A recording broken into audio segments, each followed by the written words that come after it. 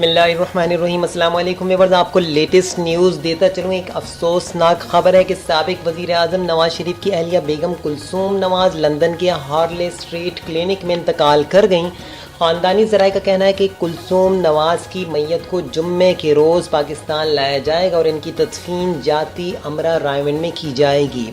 تفصیلات کے مطابق بیگم کلثوم نواز کے انتقال کی تصدیق شہباز شریف نے کی اور کہا کہ وہ دستیاب فلائٹ میں لندن کے لیے روانہ ہوں گے۔ میت کو پاکستان لایا جائے گا۔ شہباز شریف کا کہنا تھا کہ کلثوم نواز کی وفات شریف خاندان کے لیے بڑا دھچکا ہے۔ وزیر اعظم نے کلثوم نواز کے انتقال پر دکھ اور افسوس کا اظہار کرتے ہوئے کہا کہ حکومت اہل خانہ کو قانون کے مطابق تمام سہولیات دے گی۔ عمران خان نے برطانیہ میں پاکستانی ہائی کمشنر کو سہولیات کی فراہمی میں معاونت کی ہدایت کر دی۔